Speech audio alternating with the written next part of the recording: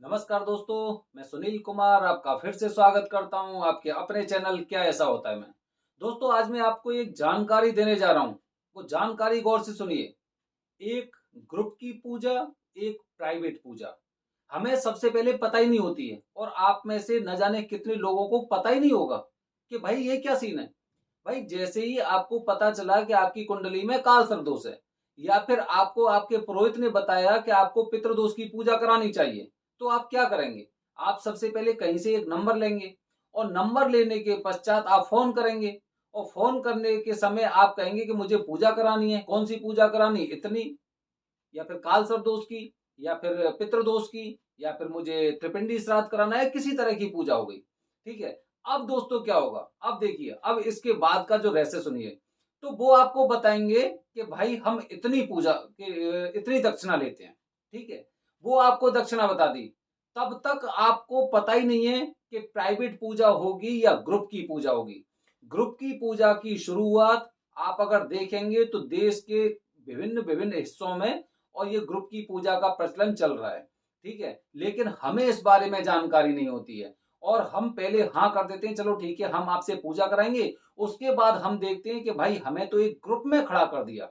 आज मेरे पास एक सज्जन का फोन आया था, उन्होंने बताया था कि उन्होंने पितृदोष की पूजा कराई थी अभी जनवरी में, त्र्यंबकेश्वर में। तो मैंने उनसे पूछा कि आपने पितृदोष की पूजा की थी, कैसे की थी, ग्रुप में की थी या सेपरेट की थी? उन्होंने बताया मैंने ग्रुप में पूजा की। मैंने कहा कितने लोग थे उसमें? उन्होंने कहा करीब 40 के आसपास लोग थे। ठीक है। 40 के आसपास लोग के बीच में आप पूजा कर रहे हैं। तो दोस्तों, अब आगे का सवाल ये है कि मैंने वो पूजा कराई है, वो मैंने पैसे खर्च किए, मैं त्र्यंबकेश्वर गया, मैंने वो पूजा कराई है। अब उसके पश्चात क्या ऐसी पूजा के फल आपको मिलेंगे? आप सोचिए। आप अगर 40 लोगों के बीच में अगर किसी भी तरह की पूजा करा रहे हैं, तो क्या उसके फल आपको मिलेंगे? चलो देखते हैं मिलते या नहीं लेते। लेकिन दोस्तों, वैसे जहां तक हम मानते हैं, हमारे अनुसार अगर आपको किसी भी तरह की पूजा करानी है तो वो प्राइवेट पूजा करानी चाहिए, जहां पे पंडित जी आपके सामने बैठे हुए हैं और आपको सारी विधि विधान से पूजा करा रहे हैं। जैसे ही मंत्रों का उच्चारण हो रहा है, आप चाहे वो हवन के समय पे या किसी भी तरह की पूजा में आपको चंदन लगाना है, रोली लगानी है, कुछ भी लगानी है, उस हिसाब से वो आपको गाइड करते हैं और आप पूजा करते हैं। ठीक है। मंत्रों का उच्चारण भी चल रहा है जिसे आप सुन रहे हैं, आप पर वो पूजा पूरी तरह से फलदायी होती है, क्योंकि वो आपकी पूजा 1 to 1 पूजा हो गई, प्राइवेट पूजा हो गई। ग्रुप की पूजा का मतलब दोस्तों ये हो गया कि ग्रुप में आपको बिठा दिया, आप कौन सी विधि सही कर रहे हैं, कौन सी विधि गलत कर रहे हैं, इसके बारे में किसी को पता नहीं है। पंडित जी को बस इतना पता रहता है कि भाई ये वाली पूजा मुझे यहां से लेके यहां तक करनी है। जैसे छोटा बच्चा होता है ना, छोटे बच्चे से बोल दिया कि भाई तुझे ये वाला पाठ पूरा पढ़ना है, तो बस उसकी समझ में कुछ भी आया या नहीं आया, उसने पूरा पाठ पढ़ लिया। अब टीचर उससे पूछेगा कि भाई तूने इसमें पढ़ा था, चल इस इनके क्वेश्चनों का जवाब दे, मैं पूछ रहा हूं, चैप्टर तो तूने पढ़ा है ना, तो बता। अब वो क्या बताएगा? आप भी खुद नहीं बता पाओगे कि जैसे पितृदोष की पूजा है, सीधे हाथ से पानी दें, उल्टे हाथ से पानी दें, अंगूठे को ऐसे करके दें, अंगूठे को ऐसे करके दें, इस उंगली से क्या करना है, इस उंगली से क्या करना है, पता ही नहीं है। बस एकदम जैसे सब लोगों को देखते देखते जा रहे हैं, हमने पूजा करा ली। ठीक है। एक तो ये बात हो गई कि ग्रुप में पूजा कराई आपने, क्या आपने सही विधि विधान से पूजा की? क्या पंडित जी जो मंत्रों का उच्चारण कर रहे थे वो मंत्र आपके कानों में एकदम कहते हैं ना, एकदम सही उच्चारण में प्रवेश कर रहे हैं या नहीं कर रहे हैं? उन मंत्रों का मतलब आपको समझ में आ रहा है या नहीं आ रहा है? पता ही नहीं। और प्राइवेट पूजा में क्या होता है? प्राइवेट पूजा में पंडित जी केवल आप पे फोकस करते हैं। अब आप पे फोकस करते हैं तो आप सारी विधि को एकदम विधि विधान से कर रहे हैं। अगर कहीं पे गलत भी कर रहे हैं तो पंडित जी आपको बीच में गाइड भी करेंगे कि भाई ऐसे नहीं, ऐसे करके करना है, इस वाली उंगली से देवता को देना है या इस वाली उंगली से पितरों को देना है, ये सारी चीजें बताते हैं पंडित जी महाराज। ठीक है। अच्छा, अब दोस्तों अगर मैं फल की बात करता हूं, फल में आप देखिए, मैं आप एक चीज का अनुमान लगाइए। देखिए, जैसे कि अगर 10 लोग ग्रुप में हैं आपके में, ठीक है, या फिर उन्हीं सज्जन के बारे में अगर हम बात करते हैं, 40 लोग उनके ग्रुप में, ठीक है। अब 40 लोग जब एक साथ पूजा कर रहे हैं किसी भी चीज की, तो आप पर उस पूजा का कितना परसेंट फल मिला।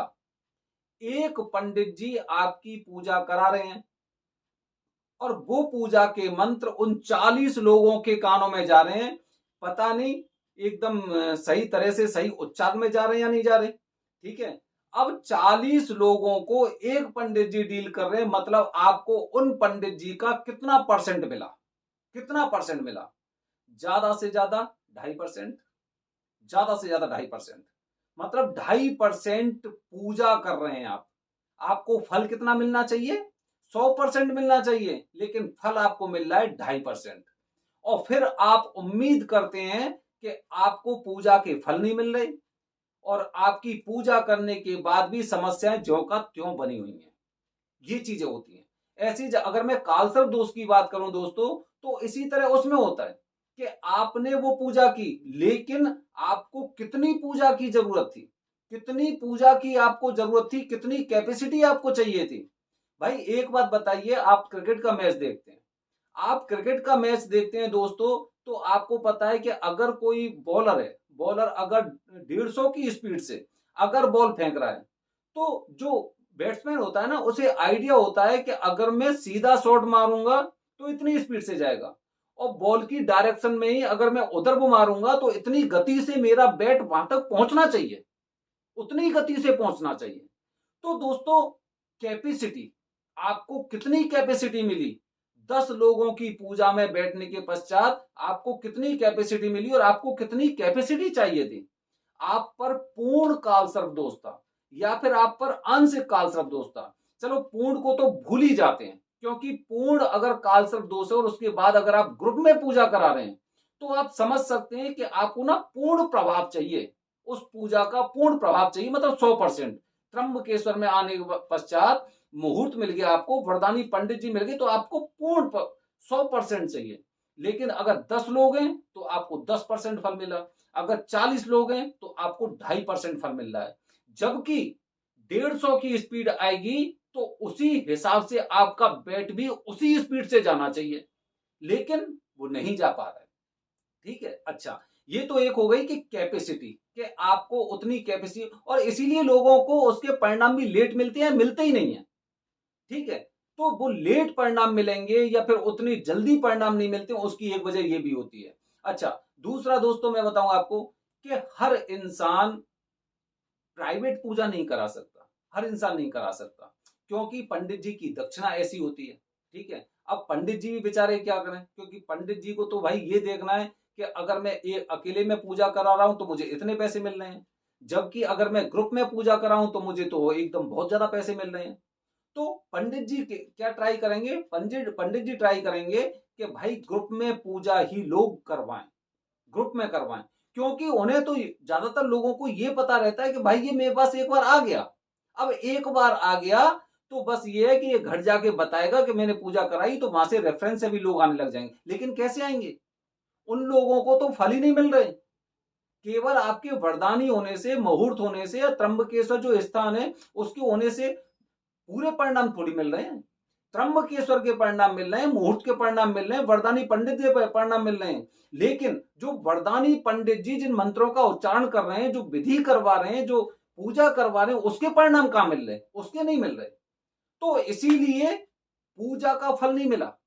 किस चीज का फल मिला, त्र्यंबकेश्वर का फल मिला, आपको मुहूर्त का फल मिला, और आपको वरदानी पंडित जी का फल मिला, और टोटल परसेंट कितना हुआ आपका, 2.5%।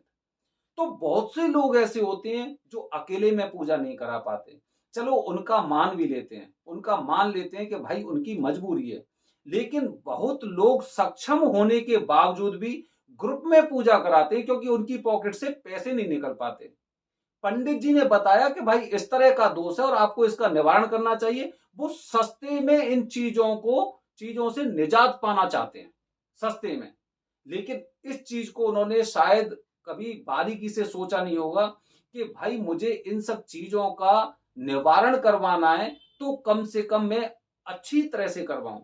पितृदोष की पूजा पूरी जिंदगी में एक बार आदमी को करानी चाहिए, हर पुरुष को करानी चाहिए एक बार। अब पूरी जिंदगी में क्या मैं एक बार प्राइवेट पूजा नहीं करवा सकता?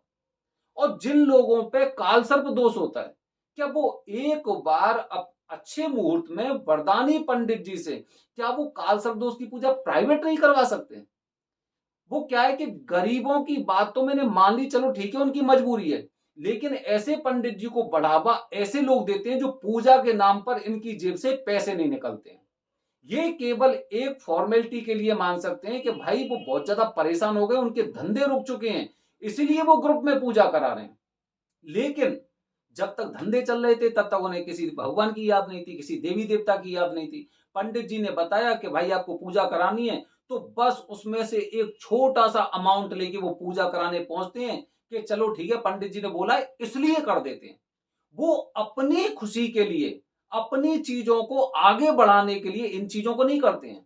आप बहुत से लोगों को देखना, जो लोग धार्मिक कार्यों में पैसा खर्च करते हैं उनको ज्यादा नहीं तो मैं बता रहा हूं लाखों गुना फल मिलता है।